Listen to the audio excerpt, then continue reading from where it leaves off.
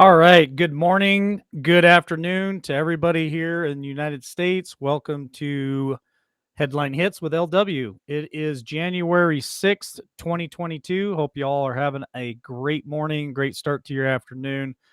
We had a great devotion this morning with Hank. Got our foot off, got our feet off on the right foot there. It was a real good time. So I'm telling you, folks, I'm kind of fired up this morning. So you'll get the LW you asked for today. So buckle up, Buttercup. The first two or three right out the gate is going to be on fire. It really has me pissed off. So let's just dive into it and look at it. Uh-oh, technical. There we go. There she is. All right.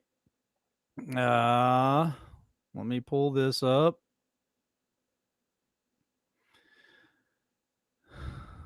All right. Let's start off with CNN. So this makes me happy, actually. CNN fourth quarter primetime viewership collapses 73% to just 642,000. So the CNN far left propaganda outlet that promotes conspiracy theories and encourages political violence lost 73% of its primetime viewers in the fourth quarter of 2021. So here are some of the numbers that I find interesting. And, it's not just CNN, it's the rest of the lamestream media. They are taking a huge hit when it comes to their viewerships. And people are just out there looking for other outlets. They find us, they find other channels out there putting out information. And I think it's really hitting them in the pocketbook, too. Because if you figure they collapsed 73%, that's a lot of money that they're missing out on. So here's some of the numbers that they're dealing with here. The network average 492,000 total viewers across the 24-hour daytime period. Total day. That's how many viewers they get in one whole day. That is down 73%. So in the fourth quarter 2021, which places it at number 6 on basic cable. Number 6. The 492,000 is negative 18% from what the network averaged in the third quarter of 2021 and negative 67% of the fourth quarter of 2020. So it just it keeps dropping for them. It seems like there's no bottom. So the 642,000 total viewers in primetime places it at number 16 overall. They are sitting at number 16. Compared to the fourth quarter of last year, Fox News lost 21% of its total daytime viewers and 37% of its primetime viewers. So Fox has taken a huge hit. LS and NBC lost, how does Shane say it? LLSD, NBC, whatever Shane comes up with. It lost 53% of its total daily viewers and 53% of its total primetime viewers. I mean, that's over half. So these, all I can tell you, folks, is what we're doing is working, and we just got to stay the course. So don't worry about you know these channels. Don't worry about the news going out, because they're hurting, and they're hurting really bad. So just quit keep up the work, and don't watch them, because it's really affecting them. All right, let's go to health insurance, and let's go to this idiot from CNN. So the medical ethics proof on CNN, uh, he puts out a quote: penalize the unvacation Americans, deny them affordable health insurance. This guy is from NYU. He's a professor there. His name is Arthur Kaplan. I'm sure you've seen him on CNN if you ever watch it. I'm not a big fan of CNN, never have been. But he's on there as a medical correspondent, or whatever you want to call him. He said it's time to shame and blame the unvacationed Americans, adding that the society should penalize them in various ways, including higher hospital bills and insurance premiums. Yeah, that's what I said. He thinks that unvacationed people should have to pay higher hospital bills and higher insurance premiums. Isn't that a load of crap? By and in large, if your vacation and boosted, even if you're getting infected, you're going to be fine. Well, I got news for you, and I'm not a doctor or professor by any means, but I can tell you at a survival rate of 99% and higher, you could do nothing and still survive. So, I don't like that. I don't like that quote. You're going to be fine here. It's the vacation who are going to hurt. And so, why should anyone who is boosted bother at this point to do anything that makes unvacationed more safe? He goes further to say, I want us to act as a community. I want us to act as a team. We're fighting a war and we need all hands on deck. I don't want to reject those who still haven't done the right thing, which, sir, I will never do. I'll condemn them, I'll shame them, I'll blame them, but I don't want to exclude them. Quote. He says, my desire is to penalize the unvacation Americans and implement more tactics to corner them and get them the shot. End quote. That's this guy's thought process. He thinks that they should just corral us and force us to take the old you know what. So, not happening in my camp, brother. Not happening in my camp. All right, let's move on to the next headline here. This is from Hills Up. She went on record stating today, this morning, the anniversary of the J6. And she compares it to J6 riot like bombing of Pearl Harbor and the 9/11 terror attacks. Vice President Kamala Harris kicked off the Puddin' Pop administration remarks on the first anniversary of the J6 2021 Capitol riot by comparing it to the bombing of Pearl Harbor in 1941 and the terrorist attacks of September 11th of 2001. She goes on to say that certain dates echo throughout history, including dates that instantly remind all who have lived through them where they were and what they were doing when our democracy came under assault. Dates that occupy not only the place on our calendar but the place in our collective memory: December 14th of 1941, September 11th of 2001, and the January 6th of 2021. She also, so this is what really fires me up.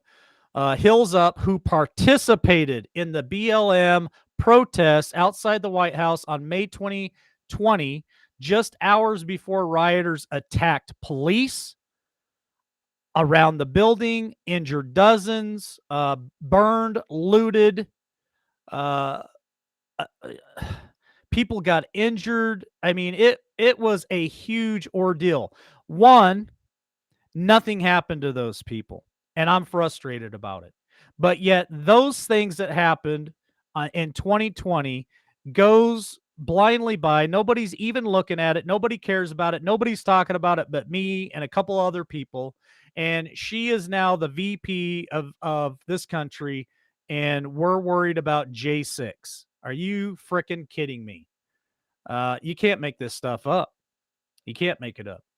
All right, we're gonna move on to the next headline hit here. This one here, I kind of like. So we're gonna talk about tea for just a minute. Donald Trump, government quote must be reined in end quote. People must have quote freedom to decide whether they want to be vacationed end quote.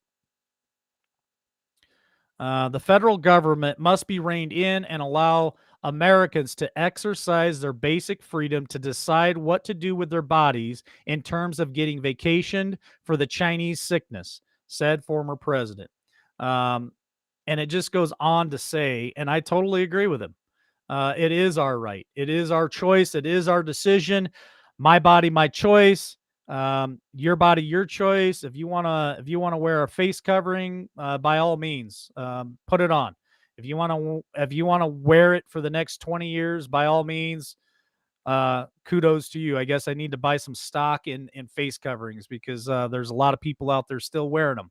If you want to get vacationed, your choice, your body, your choice. Just don't try to force any of that tyranny on me because I ain't gonna put up with it. I don't consent. I will not comply.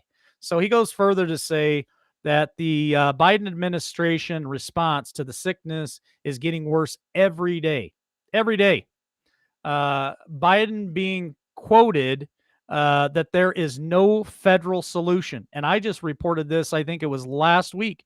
That is his exact words for verbatim there. Quote, no federal solution to the pandemic, despite vowing to get the sickness under control in 2020 prior to taking office. Further, in December, the U.S. death toll for the sickness surpassed T's in the last 12 months in office. Yeah, that is a fact. You can't dispute it. Biden being at the helm and widespread availability of the vacations hasn't happened. Notably, during the presidential debate in 2020, Biden asserted that, and listen to me because he said this multiple times, anyone who's responsible for that many deaths should, quote, not remain as president of the United States. Well, sir, the death toll stood around 220,000 at that time, and now you're like double that, and it's right in front of our faces. This administration, we respected. Trump's talking about his administration respected the role of the governors. He put it all in the states' hands. He let them make their own mind up, and old pudding pop there. He's just he lights on, nobody home. Like I said, you don't know what you're going to get with the guy from day to day. He made a quote yesterday about we have a lot to look forward in 2020. We have a lot to look forward to in 2020, just so you guys know. All right, let's go to the next headline here. This one here is the new News Daily podcast, episode 44, starts talking about the democracy on the brink, whistles to stop violent crime, vacation mandate pushback gains steam, and the guest was AWR Hawkins. AWR Hawkins. He's got something to say here, and I'm going to tell you guys what he's talking about. It democracy is on the brink, or so says Republican or Representative Eric Swindell, the Democrat from California. So it is so almost certainly true that George Soros-backed district attorney has gained a massive new crime wave in New York. Now, we just talked about that the other day. They said that they were not going to seek any kind of incarceration unless it's a murder, a rape, some kind of assault with a deadly weapon where somebody actually gets hurt. But for drunk driving, for, I guess, molestation or anything like that, you just get a free pass in the state of New York, down in Manhattan. He also goes on further to say that Vice President Kamala Harris is phoning in more than usual, touting the success of the Biden frustration bill, is what I like to call it. And she's basically nowhere to be found, and everything is just crumbling and falling apart. So the Build Back Better is deader than ever. And the vacation mandate pushback gains momentum. A lot of people pushing back. Now, we've talked about it here on this show lots of times. The Navy SEALs are pushing back. United Airlines is pushing back. Teachers are pushing back. Doctors and nurses are pushing back. People all over this country are continuously pushing back on this whole narrative, on this whole mandate, and it's losing its power over us. So if we keep up this hard work, it will collapse, and it will collapse here very soon. And they know it. That's why they're grasping for straws. So let's move into what I like to call the who cares news. You're going to enjoy this one. Um, Plug your nose. That's all I can tell you is plug your nose. All right. So a reality star ends up in the hospital, and I cannot make this up. It's right in front of me, black and white. Reality star ends up in the hospital after selling farts online. Yeah, farts. Farts. Steffo made $200,000 selling her farts online and ended up in the emergency room fearing she was about to die of a heart attack. Let me read a little further because it is ridiculous. So she's 31 years old and from Connecticut. She's actually a very attractive woman. I'm not going to lie. Recently found herself, she's 31 from Connecticut, and recently found herself in the emergency room after experiencing shooting pains in her chest. She thought she was having a heart attack or a stroke and was convinced she was going to die any moment. Concerned doctors performed blood tests and an EKG, but later told the 90-day fiance star that the symptoms were actually caused by excessive gas from her frequent diet of beans, eggs, a banana protein shakes.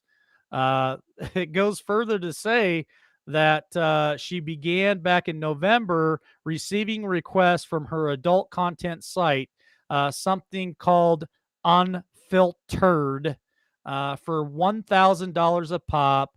She'd fart in a jar and mail it to you. She even gave people a 50% discount over the holidays and claims she cleared 200K.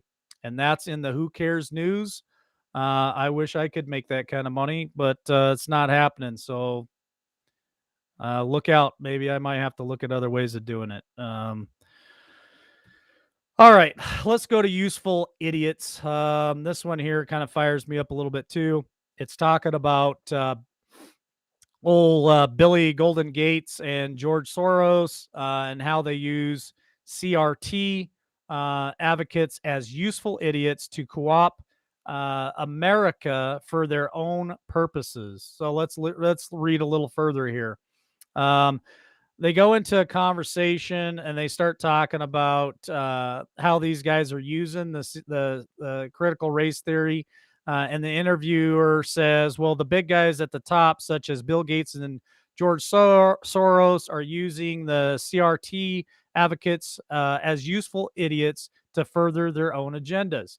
Bill and Melinda are probably at the tip of the spear in terms of dumping money into the education CRT theory, and goes on to say that it's just their way of planting their agenda in our youth.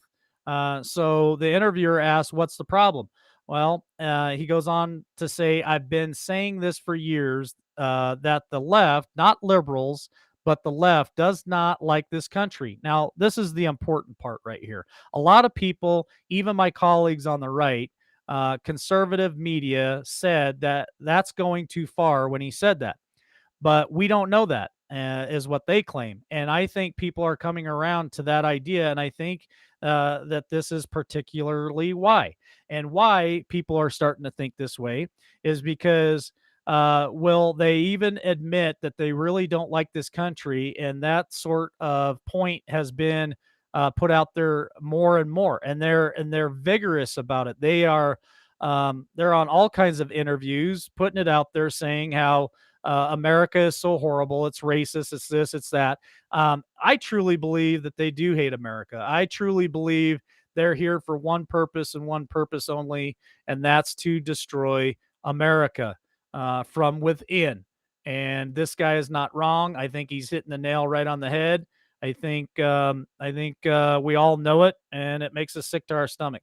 All right, let's move on to one of my favorites here, the BLM. So BLM statue toppling. There was a court case on the Colliston 4 case found not guilty. And it reads, the 4 protesters accused of tearing down Robert Colston's statue have been acquitted after jurors were told by the defense lawyer to be, quote, on the right side of history. Now, I can't make this stuff up, and it's really concerning to me that jurors are being told stuff like this, and I think it really puts jurors in a place where they feel obligated to maybe have to make a decision that they weren't willing to make, or that they had another decision that they wanted to make. But when people put stuff like this out there and make statements like you better be on the right side of history, I think it does scare the jurors. I think it puts them in a position where they don't want to disappoint the collective, so to speak, right? So it goes on to say that the statue was put up in 1895, and this was all part of the protest in 2020 where they tore it down. Um, and the lawyer makes a quote, make no mistake, members of the jury, your decision is not going to be felt in this courtroom or in this city, he said. I urge you all to be on the right side of history. And so they acquitted these people. Destruction of private property, more than probably what happened at the Capitol, and they were acquitted. Not a big deal. Um, Set free. All right, let's move on to the last 2 final articles of the day. This one here I found very interesting. Um, so Representative Brenda Lawson becomes the 25th Democrat to announce a House exit.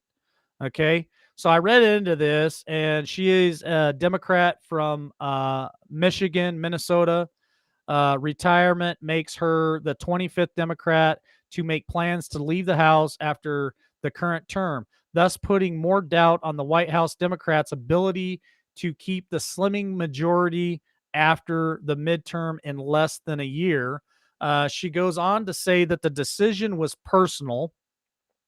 She is out of, okay, Michigan, Detroit, Michigan. She's 67 years old.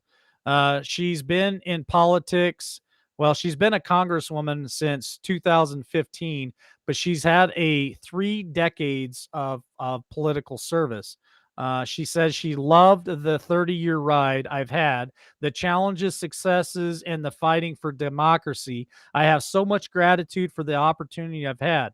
But you have to really understand that this is life and it's not forever. And I will find a way to continue to serve because it's in my blood. I'm healthy and at the top of my game. And I'm looking forward to the opportunity of turning the page. So this really puts, the reason why I wanted to bring this up, this puts the Democrats in a really bad position. If you read further into the article, it starts talking about there's a lot of precincts out there, a lot of positions that they don't even have candidates to fill on the Democrats' side. And they're very worried about it. And with the new census that just came out, a lot of the lines are being redrawn. So there's different districts now, new constituents. It's kind of shifting. It does during census because we're represented by so many thousands of people. We get a representative, so that's shifting. And I think the Democrats are on their heels right now, and they're scared. They're really scared about it. So it's just something to really pay attention to. I mean, we talk about it on the show all the time. A lot of these Democrats run for these political offices, for these congressional seats, and they're not even opposed. So there you go. They don't even have a candidate to fill those seats. So if you're in those areas, if you're in Michigan and some of these other places, um, let's find a candidate to fill those spots. Let's get a conservative in there and let's kick their ass. All right, last article of the day, last headline hit, the Korean military. I found this interesting. Nothing to be afraid of. Just very interesting. Even the pushback in a communist country. So North Korea military fears rising trend of insubordination. So I read this article, and there has been as many as 10 soldiers in the North Korean military force that have confronted their superiors in a violent manner over the last 3 months of 2021. So I read into it, and What I see happening is North Korea had to shut their border down, trade with China because of the sickness. There's a lot of pressure, a lot of depression. Some of these soldiers are having personal problems with themselves, personal problems at home with family, people getting sick. They're asking their superiors for help, for advice, and the superiors are basically turning their backs on them and not even paying attention. So these guys, one of them, he got pissed. He went after him with a weapon, and then later tried to commit suicide. Another one got drunk and tried to hang himself with a piano wire or something. You know, and these are company level officers that are doing this, and they're just losing their minds at this point. They don't know how to react. They don't know how to react to these lockdowns, to these restrictions, and to this sickness. So a lot of them are just thinking, I'm going to take the easy way out.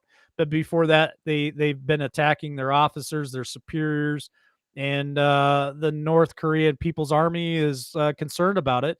And why they're concerned is if these handful of people are pushing the envelope, then what does that mean for the rest of the army? Where's that going to put them?